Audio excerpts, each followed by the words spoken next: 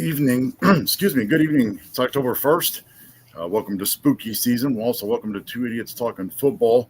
I'm James Knox alongside my co-host Joshua Brooks. And Josh, we had another week in the books here in the NFL and another handful of injuries. We'll get into all of that. We'll recap the week that just was and look forward to week 5.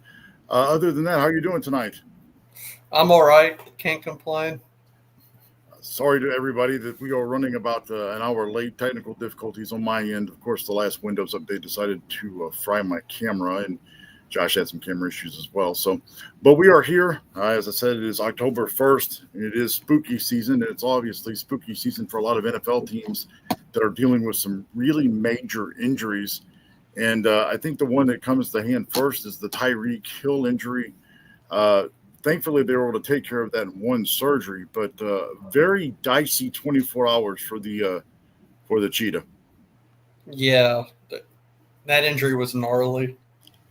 I'm not sure. I mean, maybe other than Malik Neighbors, which was that was a rough one as well. With the torn ACL, I kind of was watching that. It looked like he initially dislocated his knee, but obviously we know now that it is an ACL tear as well, and that. You know, the Giants get a big win over the Chargers, and of course, that's the sad thing that overshadows it. So let's go ahead. I'm sorry, Josh. With the Neighbors one, it didn't happen when he was on turf. It happened as soon as he jumped up. Yeah, it's crazy. They're saying that caused it, not the turf. Right, and we saw that.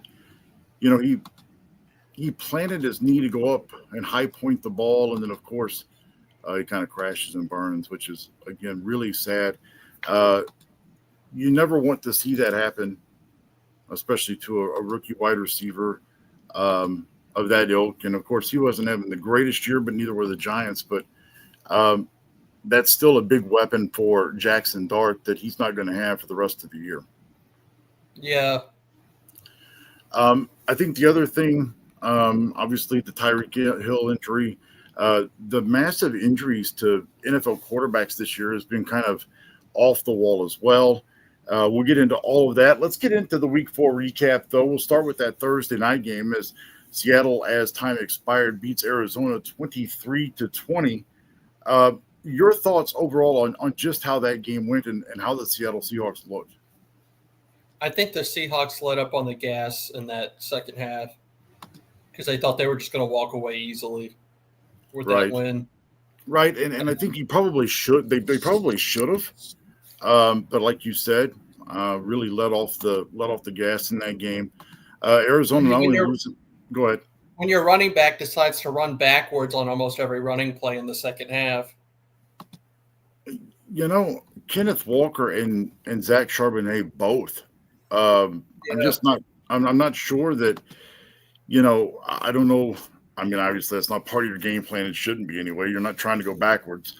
But we've seen that a lot this year. Aston Genty has done it. Mason for the Minnesota Vikings has done it.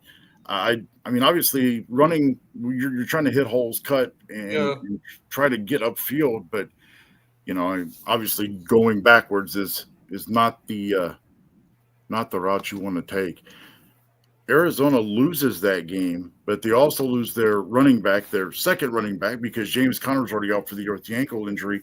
They lose Trey Benson. He's going to be out 4 to 6 weeks. He had a surgery earlier this week. So I don't know where you go from there. Who's the next man up for them? I have no clue. The only other running back on that roster that I can think of just right offhand is the Mercado kid.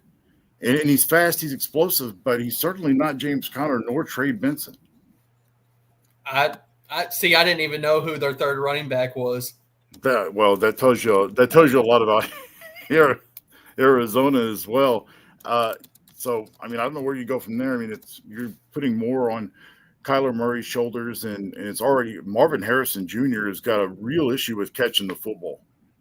But he did catch that touchdown in the second half, and maybe that will fix some dropping passes.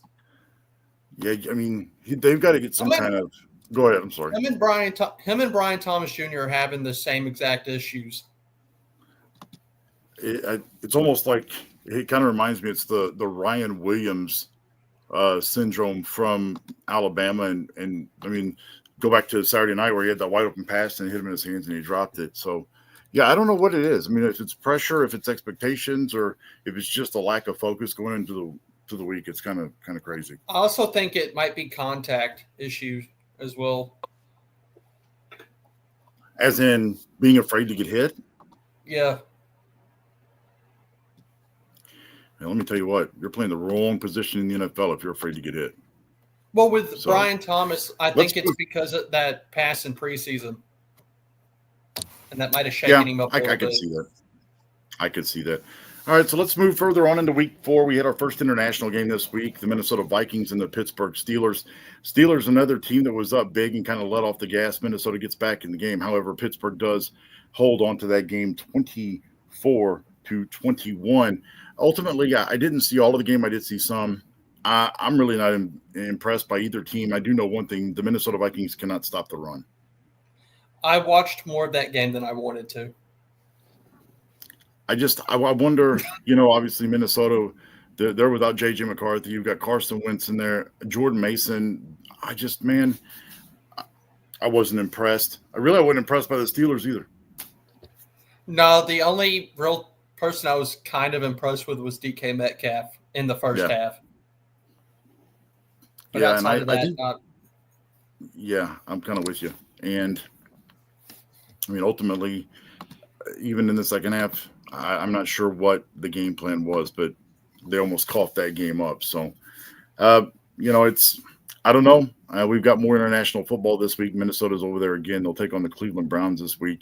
We'll get into our picks later on, but I don't have a whole lot of faith in Minnesota. And not that I have a whole lot of faith in Cleveland, but we don't know what we're going to get with Dylan Gabriel either. So, I just – go ahead.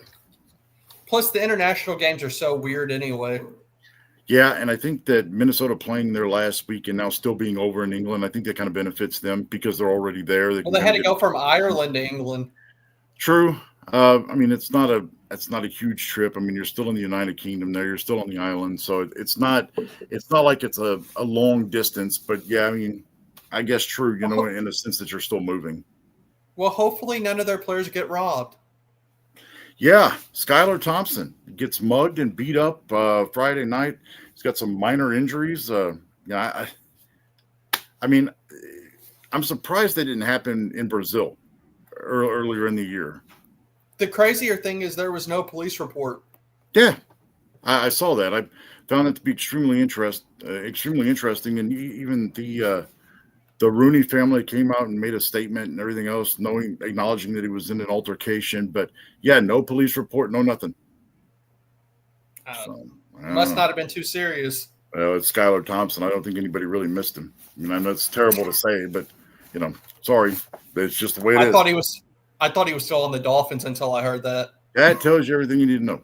Again, another player that is kind of a journeyman he's a backup quarterback. He's probably got the best job in the NFL.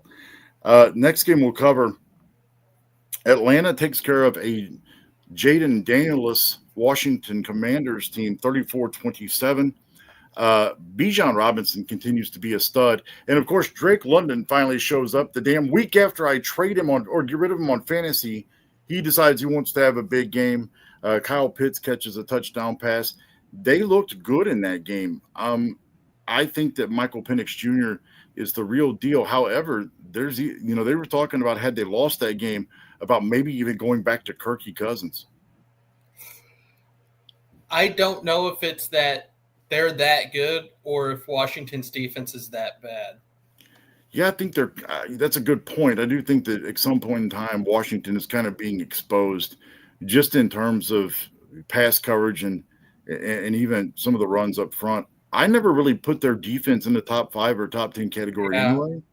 To me, it's just a bunch of dudes out there. And if they're not on the same page, they're going to get beat. We saw that in the Atlanta game. I was actually surprised how easy it was for Atlanta to move the football on them.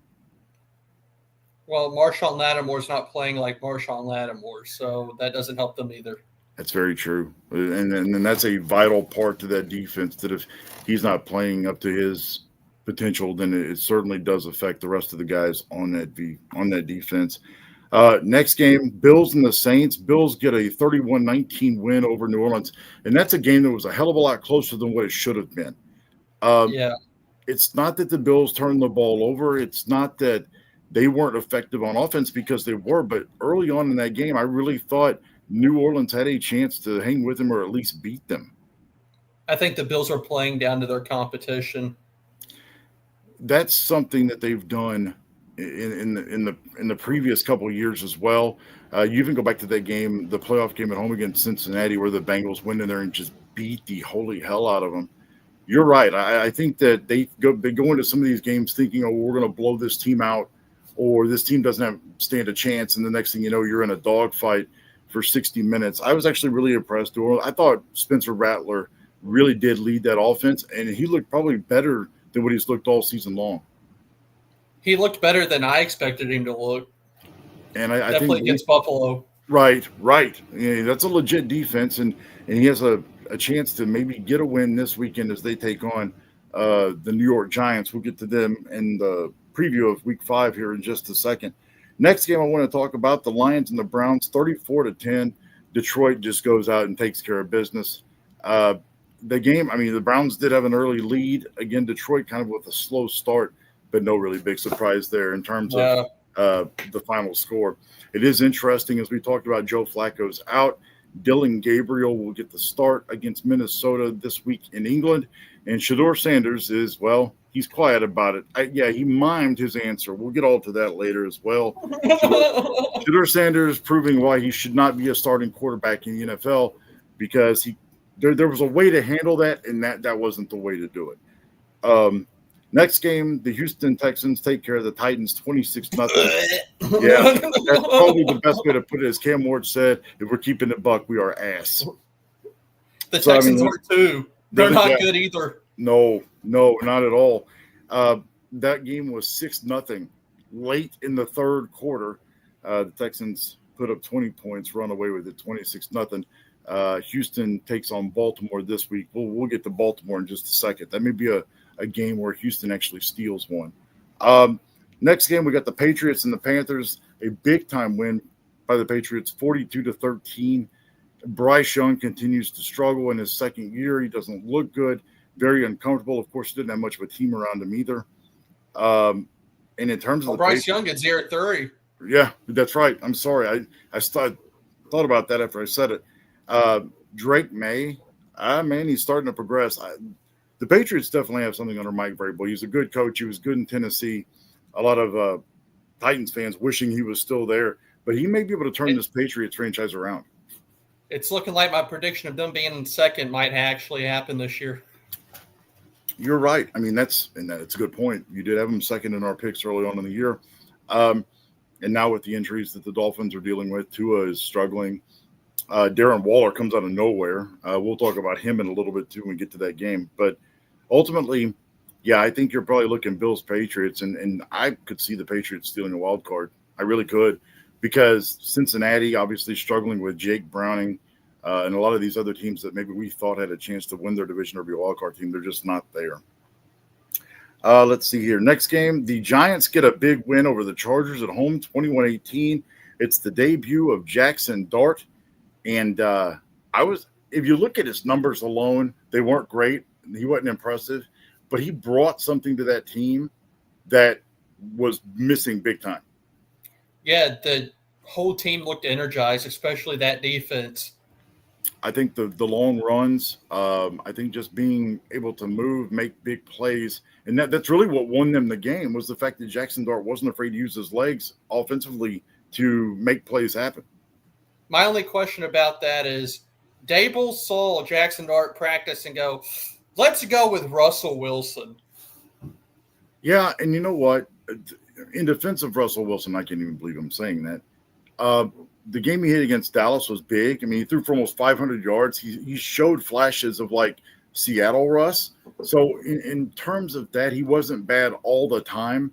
But like I said early on, if you got a rookie quarterback, you might as well put Jackson Dart in there and let him learn on the fly. You could have 2 wins by now. You could, maybe he does beat Dallas. But I mean, Well, you are with the where you Russ are now. situation, I think that's yeah, he did good against Dallas, and then the next week he went up against real defense. That's true too. You're right.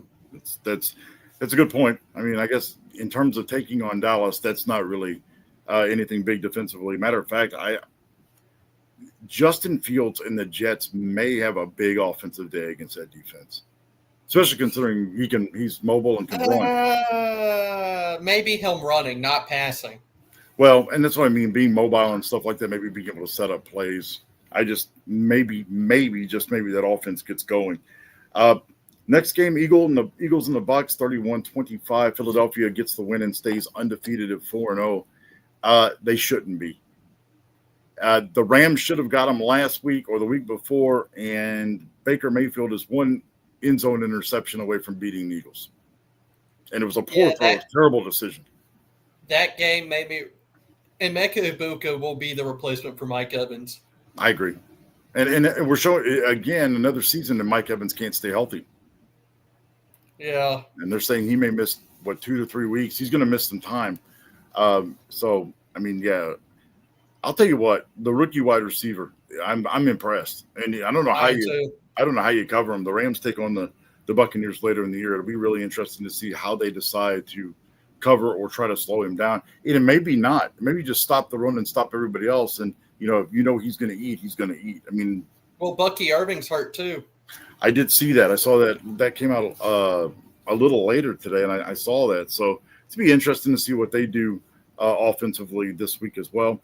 The next game we'll move to is the Rams take care of the Colts 27-20, an 88-yard touchdown pass to Tutu Atwell from Matthew Stafford as the game winner. That is the longest touchdown pass of his career, and of course he's been in the league. Oh, really? Yeah. Huh. So, I did not realize that. I didn't either. They said it on the game, and I actually had to go back and check because I was like, "There's no way that's right." But yeah, the 88-yard touchdown pass to Tutu to win the game. Or ends up being the game-winning touchdown. Yeah, it's the longest touchdown pass of his career. We'll get to the Rams. That game, I don't even think he's the MVP of that game.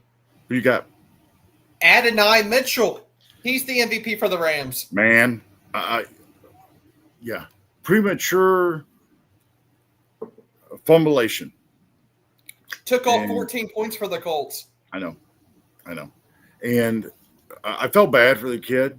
The first thing you see, he just didn't want to be in the huddle. He's kind of walking around. You got to have a short memory. And you're right. The Colts probably should have beat the Rams. But I feel bad for the kid now because we won the game. But, then it's just you're kind of like, I just don't understand it. That should be a lesson to young wide receivers from anywhere from the professionals to college to high school to peewee. Don't celebrate until you are in the end zone. We've seen happens this every year, though. Right, and that's what we say. We've seen it happen so many times.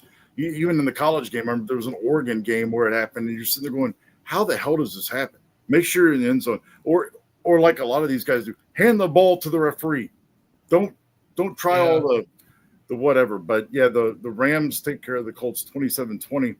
The Rams play tomorrow night against the 49ers. We'll get to that game and preview it as well.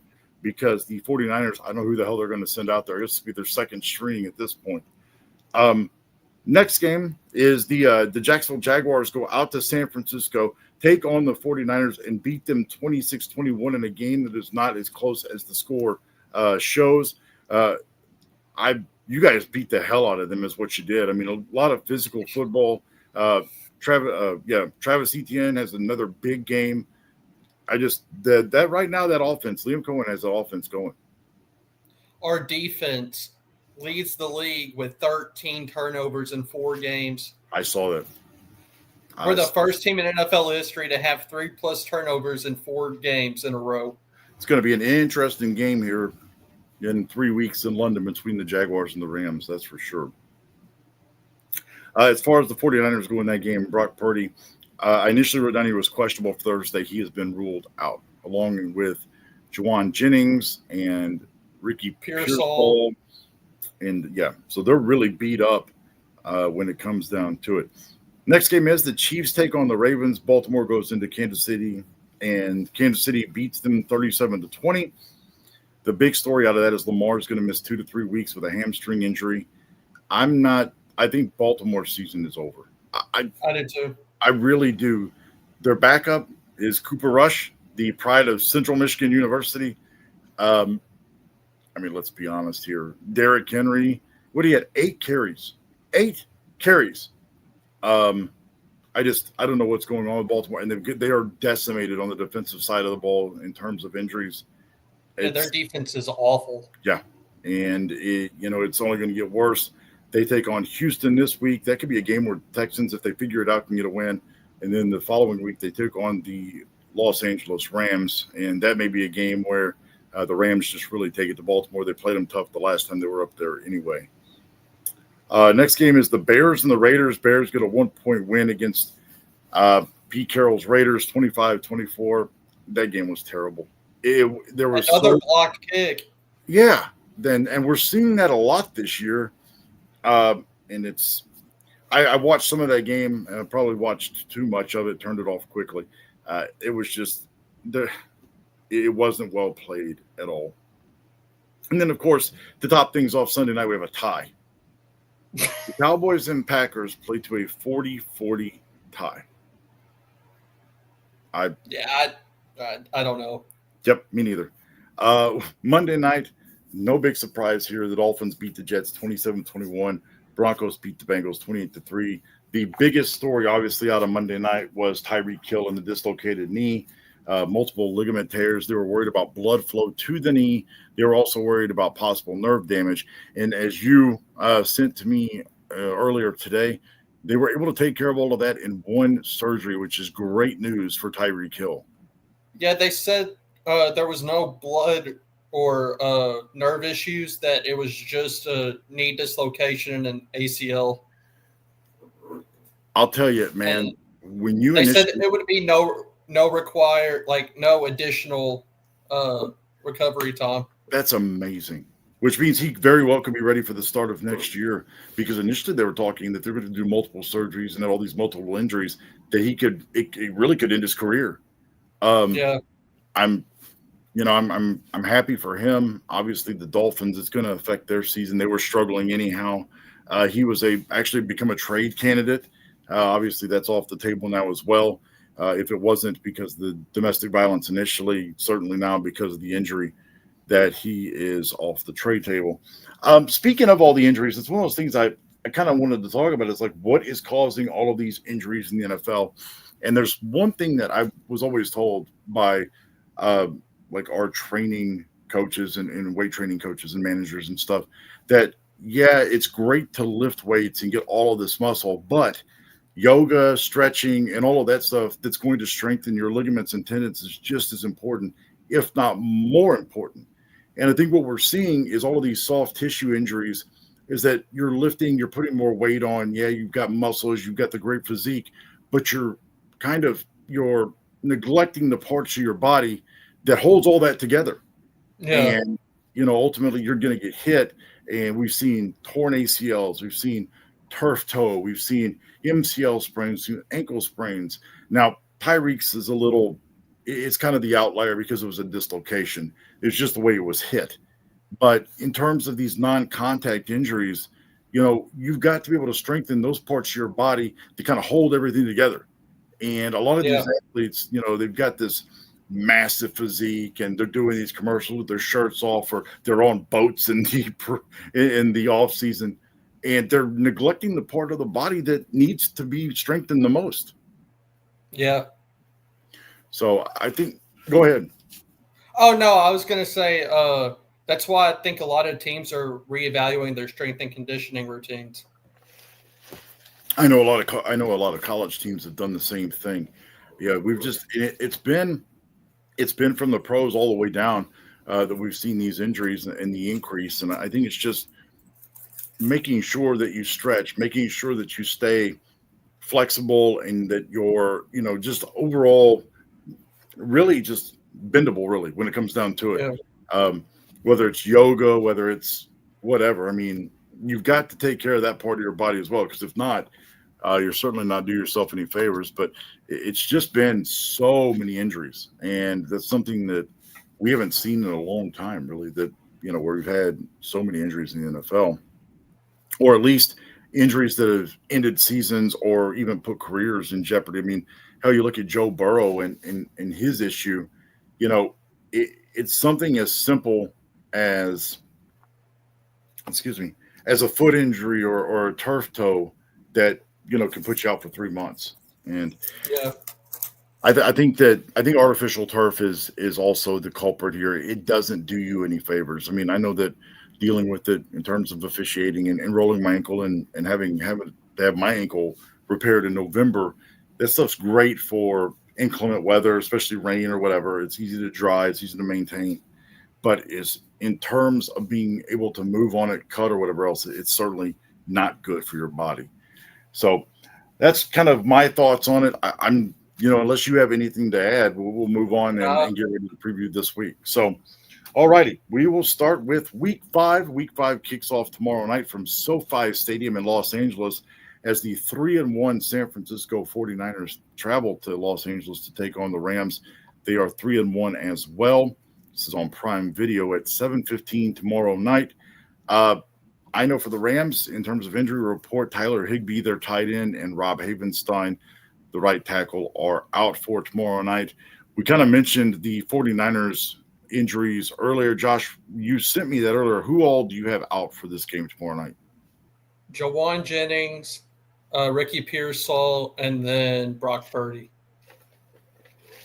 Alrighty, I wasn't sure if their tackle or it was one of their offensive linemen that missed the game last week. I didn't know if he was still on the injury report, if he was good to go this week. I didn't see that. Good deal. So he might be, he might not be. I don't know. You've already lost Bosa for the year. Kittle's going to be out as well. I think the Rams just trounce the Niners tomorrow night. I really do. Niners will be starting Mac Jones. I don't think crowd noise will be an issue for him because he did play at the University of Alabama. But when it comes down to it, you got the crowd noise, but you also have Jared Verse and Byron Young and Brandon Fisk and all these guys coming after you. So I've got the Rams big in this game tomorrow night. Well, with the Jaguars game, Josh Hines Allen was whipping Trent Williams on almost every drive to create pressure. Well, so if Byron Young can do that and Jared Verse, you're going to have a heck of a game on defense. Well, I know that Jared Verse, what they've done this year, instead of keeping him in his traditional spot, they've kind of moved him around. He's been over the center, he's been over the guard, been able to use speed to get to the quarterback instead of the power. And we've seen, this past week, 8 tackles, 3 of those for a loss and another sack. I mean, when you can do that, plus he's opening up other gaps for guys to get through, it's somebody referred to him as Aaron Donald Jr. earlier, and I was like, wait a minute. I was like, a little soon. Let's pump the brakes there. But the one thing that Jared Verse has that Aaron Donald didn't is Verse is faster than Aaron Donald was. So you're dealing with power, but you're also dealing with somebody who can blow by you too, and that just kind of makes him a dual threat. Yeah, I'm also going to go with the team that's not still talking about their game last week. I'm sorry? The Niners have not shut up about Jacksonville since they lost to them on Sunday. Wow. It's Wednesday, and the coaches are still talking about them on Wednesday. That's nuts. I think Liam Cohen got inside their head. I would think so too, and it's kind of crazy. That I don't know. I really watching that game because I was trying to watch. I had that game on as well as the Rams game. It just looked like that the Niners really couldn't get anything going on offense, and the 2 drives where they were actually to be, I guess, step by step or get there. I mean, I don't know. I don't know about the Niners anymore. I mean, yes, Kyle Shanahan, great offensive mind, but I mean, I think the Niners' window to be successful is closed. Yeah, and to mention that the Niners' defense didn't get a single sack on the quarterback, and I don't think that's going to happen this week either. It's crazy. It is really crazy. All right, so let's go to the next game. I'm going with the Rams, if you can't tell. Right. I kind of figured. That's why I was like, oh, let's move on to the next one because I knew that's where you were going. Next game is the Minnesota Vikings 2-2 against the Cleveland Browns 1-3. That game is in London. Minnesota, Carson Wentz, obviously. They've got Jordan Addison back. Still have Justin Jefferson and Jordan Mason. Cleveland will go with the rookie Dylan Gabriel in this game. I just think that the way the Vikings, defense has been, they haven't been able to stop the run. You Browns have Judson. He had a great game last week. Obviously, the Vikings' offensive line is not great either. I think Myles Garrett's he's going to eat. I'm going to take the Browns in this game to upset the Minnesota Vikings. I'm going to take the Browns too. I think that defense gets to them. And I think Sean Judkins is going to slice through Minnesota's defense and take the pressure off Dylan Gabriel. I'm with you. I really think they can set it up. And then, of course, Joe Flacco will be the backup. And then Shedeur Sanders, who has been told he's going to be the third. He's going to be the third quarterback again. Not very happy. He mimed everything. He mouthed the words that he wanted to say. He didn't handle it well. I think what you have to say is, look, I'll be ready if they need me.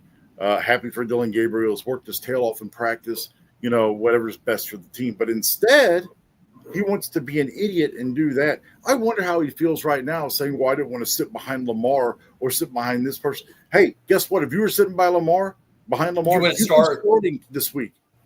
Yep.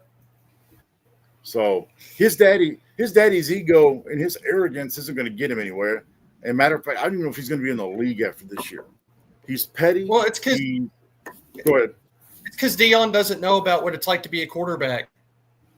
Well, with his comments of, I never learned anything sitting on the bench. Well, quarterbacks do.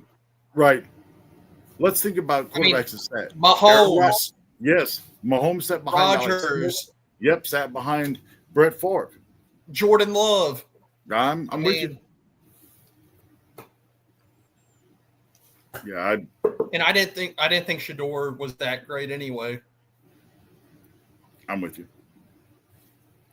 I didn't either. He played the preseason game against the Rams. He didn't look very good. So, and we had our third stringers out there, and we were still taking care of business. You take a sack and lose 26 yards.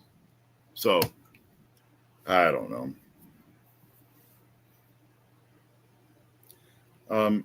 Let's see. Next game we've got here is the Houston Texans taking on the Baltimore Ravens. Both teams are 1-3. That's a noon kickoff on CBS. Baltimore will be without Lamar Jackson. Cooper Rush gets the start. With Houston, I don't know if CJ Stroud, I'm not sure what's going on with them. This is one of those games where I think it's going to just be ugly. Yeah.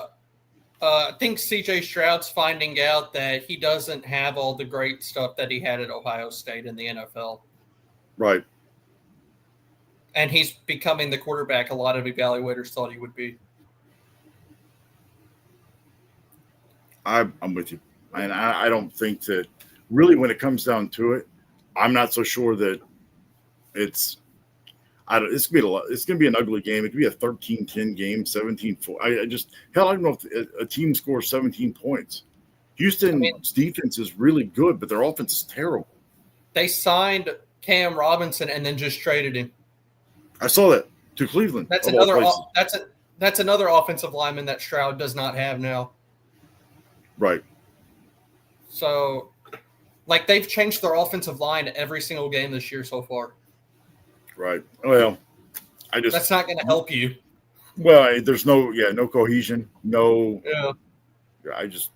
no chemistry whatsoever on the offensive line. So the next game, Miami and Carolina. This is another ugly game. This is a noon kickoff on Fox. Miami 1-3 versus Carolina 1-3. They're in Carolina. Carolina's decent at home. Miami obviously without Tyreek Hill. I don't know if Darren Waller's questionable for this week. There are a lot of ugly games this weekend, Josh. Yeah. I think Devin Achane runs all over Carolina. I think that's how Miami beats them. And I've got the Dolphins in what's going to be an ugly, ugly game. Yeah.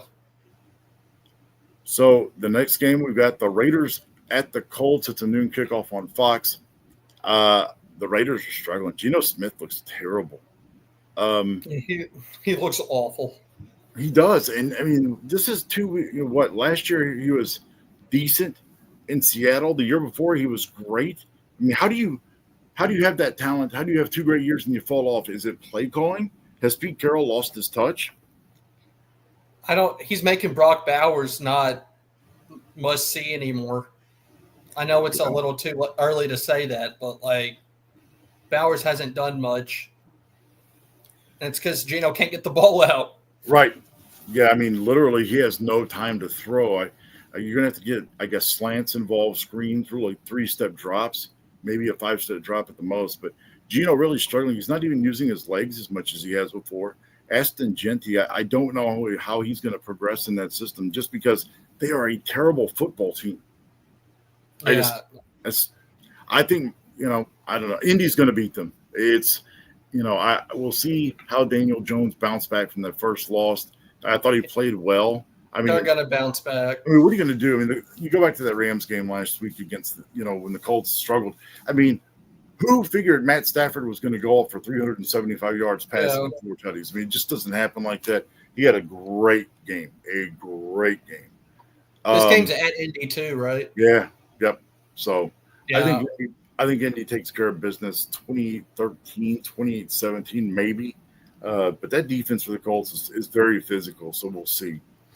Next game, here's another one for you. It's a noon kickoff on CBS. It's the 1-3 Giants at the 0-4 New Orleans Saints. I got the Jackson Dart-led Giants.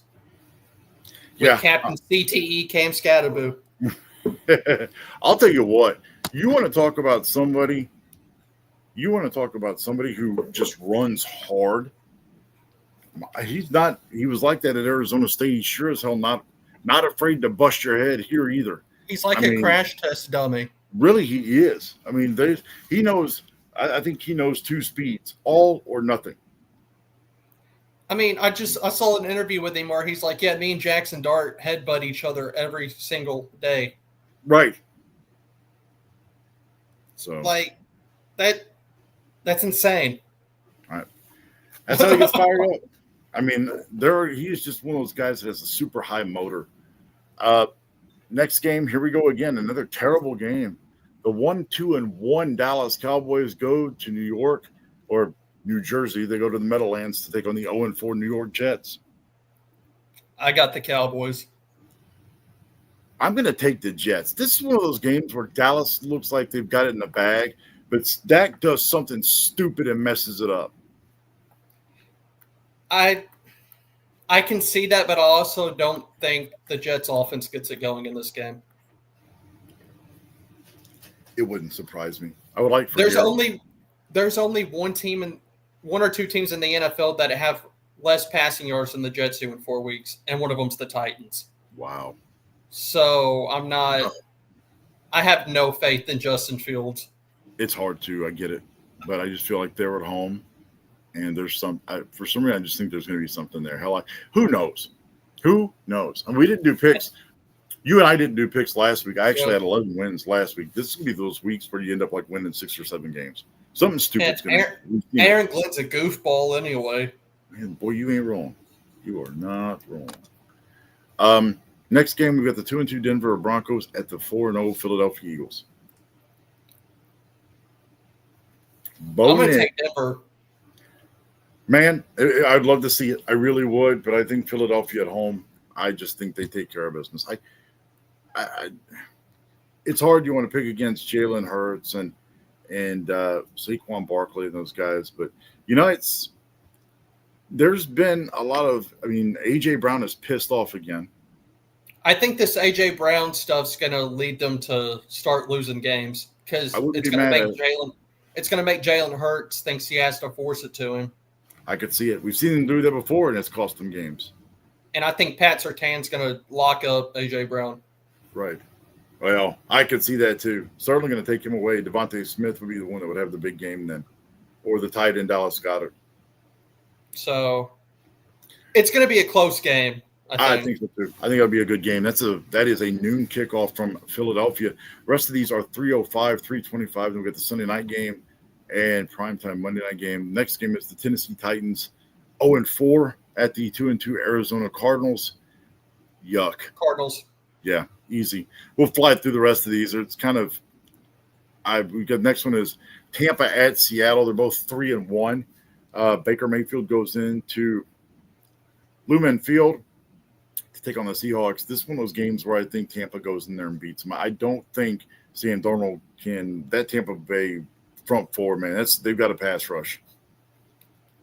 I think Ibuka has a game again like he did last week. So you got Even Tampa. I got Tampa by like a field goal. Maybe another close game. 3-1 Denver at 2-2 Cincinnati. That's Jake Browning is in trouble. Boy, that defense is going to eat him alive. Yeah, I'm going to say whoever faces Cincinnati is going to win. Yeah, I mean, pretty much. That's kind of until they get a new quarterback. Right, if they do it all.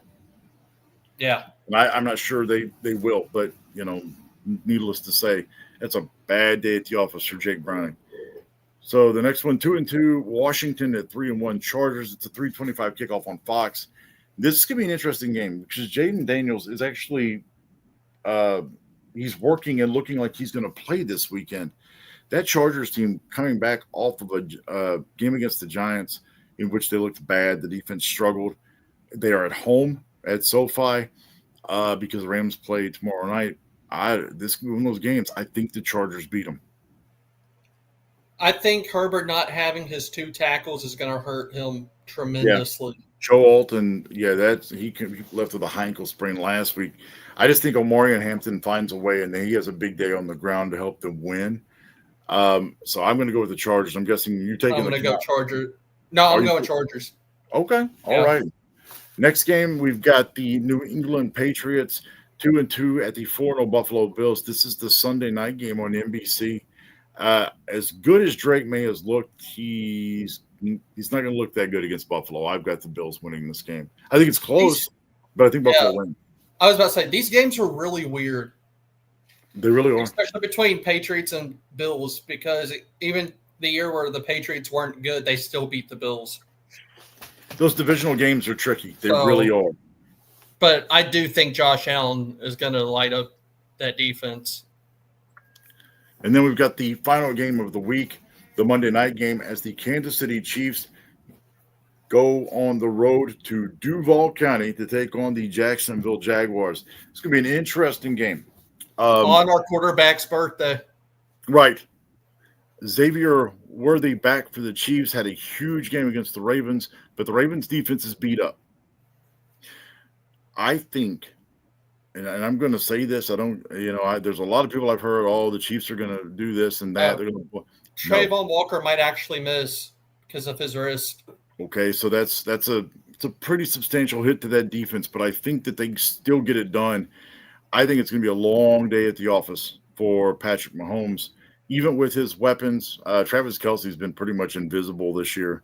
Xavier Worthy coming back was a boost for them. But I really think that the Jacksonville Jaguars defense assaults Patrick Mahomes. And I think this is one of those games that puts Jacksonville on the map. I know there have been people such as Richard Sherman and others out there that just won't give the Jaguars any credit or any respect. I think this is a keep your name out my mouth game right here. And I think this is one of those games where the Jaguars defense, and I think Trevor Lawrence is one of those games on Monday Night Football, national television. I think Lawrence matures, grows up, and shows everybody. I think he throws for 3 touchdowns. I think NTN has a touchdown as well. I think he gets at least 75 rushing yards. And I think that the Chiefs, need to get a wake-up call here, and I think the Jaguars get them. I'll say 28-17, and I think Brenton Strange catches a couple tutties as well. Really impressed with him as a tight end. BTJ looked a hell of a lot better this past week against San Francisco. Travis Hunter, I think we're seeing more as he's going to be more of a defensive player than an offensive player, which there's nothing wrong with that, but I really do feel and I'm sure. What's the status on De'Ami Brown? Is he back this week, or I don't think so. I think because Travis Hunter played more offense last week because De'Ami Brown was out. And the thing is, with that Monday night game, it's not necessarily Friday in which you would look at to see if he practices. It would be Saturday, and if he travels with the team, if he travels with the team, they're at home. But if he does practice, if he's a full goer, if he's limited, I like I said, I really think the Jaguars beat the Chiefs. I think it'll be a good game. It'll be a fun game to watch.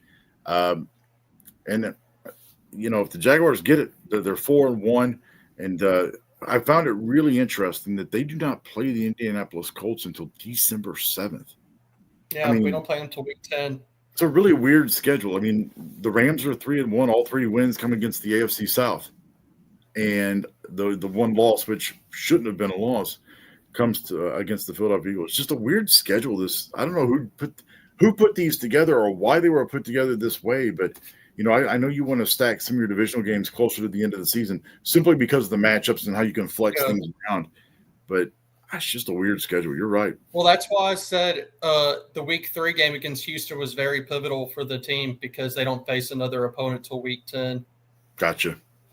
And then we play the Colts in the final game of the year too. Wow. But as much as I hope what you say happens, I have to go with the Chiefs. So you think the Chiefs find a way to beat the Jaguars? You think it's Mahomes is gonna pull something out of his ass in the last minute of the game, or a flag? Yeah, quirky ass penalty. That's another thing. Can we talk about that real quick? Can we please, if a guy gets up and flexes and points that he has a first down, can we please not throw a taunting flag on that? Especially when he does it every time. We didn't have a show last week, kind of like a mental health break. But the one thing, like the Eagles-Rams game, that kind of pissed me off was like, I know that the Eagles are going to score, and I know they're going to do the tush push. But can we please officiate this correctly? I mean, it's just like that's why I think it gets banned in the next owners meeting. It's like the Alabama-Georgia game from Saturday night. How are you calling a targeting penalty on an inside run when a flag wasn't thrown on the field? I mean, let's use a little bit of common sense here. I mean, like what you're saying, after Travis Hunter made that incredible catch somehow, I still don't know how he did that. He got up and flexed, and there was no penalty. Right. So it's like, yeah, you're picking and choosing, and it's we had the comment about officiating. After that happened, I was like, you better not do that. They're gonna throw a penalty flag, and nothing happened. Right. Yeah, I don't get it. I think everybody has to be on the same page. We had the officiating conversation 2 weeks ago about making the NFL officials full time. You got to do something. We can't just keep doing the same thing over and over and over again, expecting it to be different. I mean, that's generally the definition of insanity. And so let's just keep doing the same damn. It makes no sense to me. Hell if I know. It's above my pay grade. I mean, you were mentioning the tush push. The Eagles now have a new play where they're going to fake it. I saw that. So I don't know. That's like the only thing that offensive coordinators knows how to do. Yeah. It's that's one of those things because they draw up plays like they're a peewee football team. But I don't know. Whatever.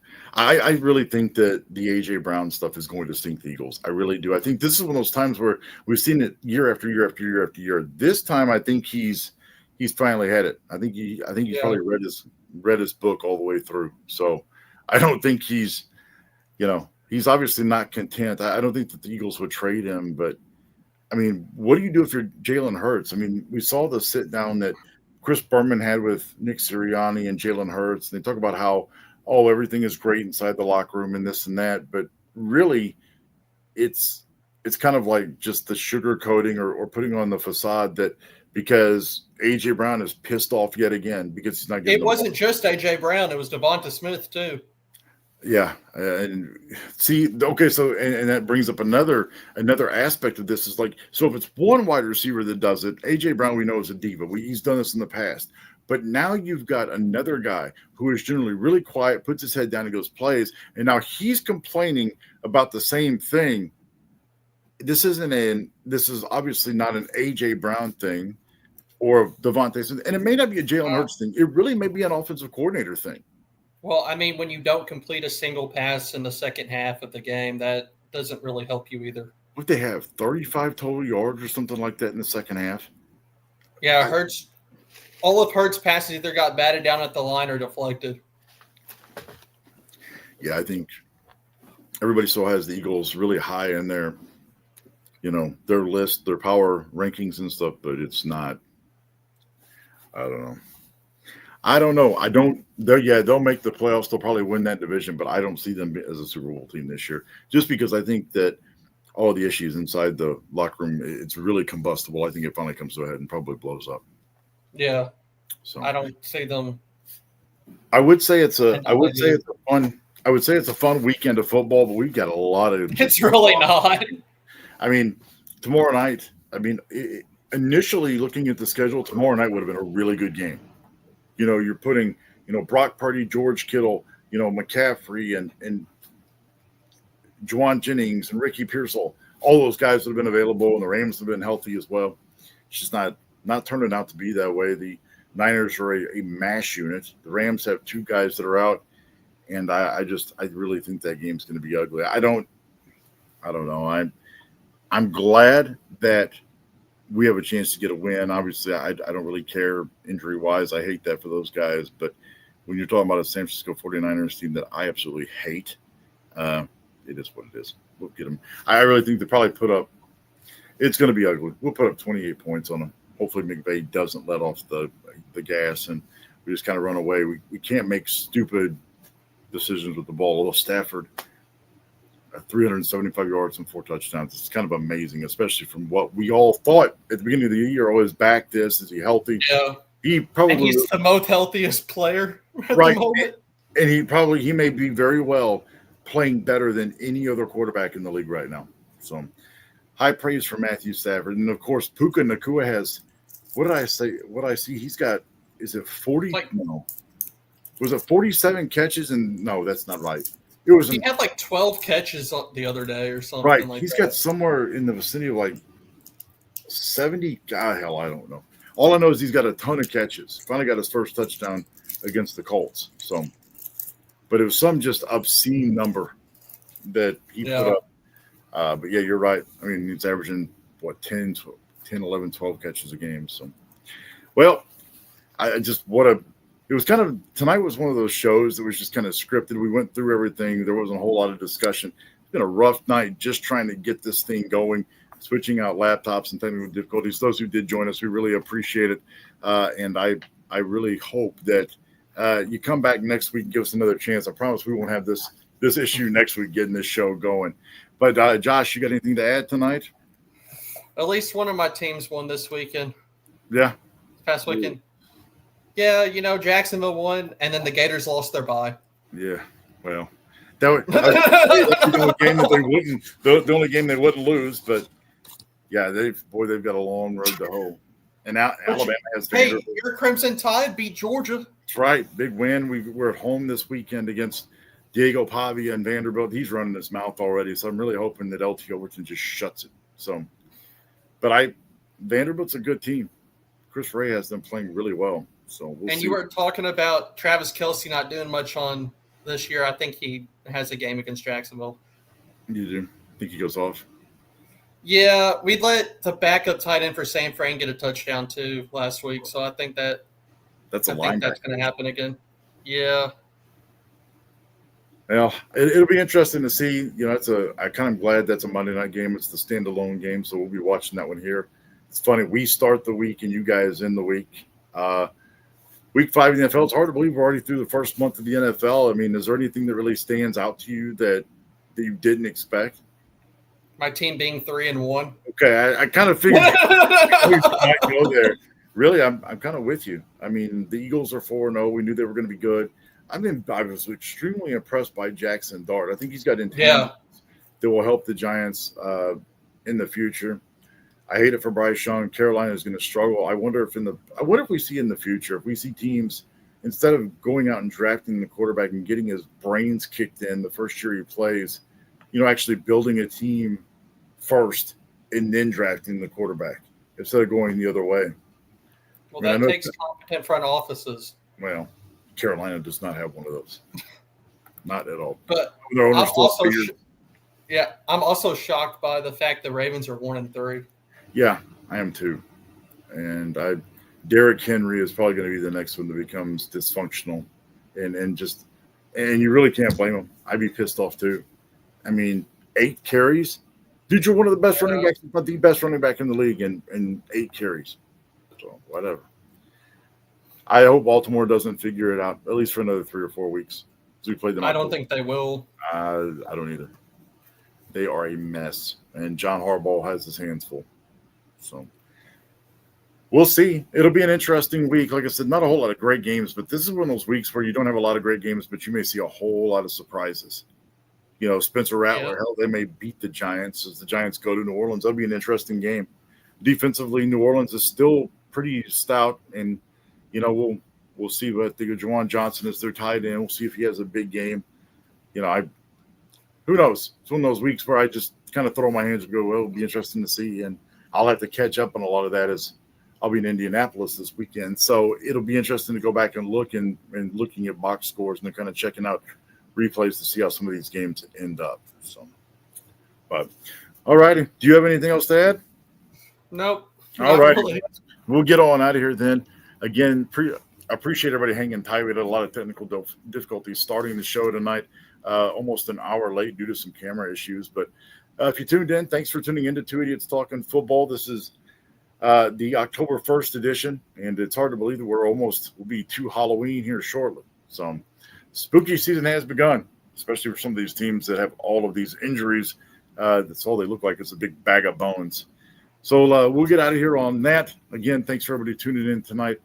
I'm James Knox for my co-host, Joshua Brooks. Again, thank you for hanging with us and tuning in. And until next time, we will see you.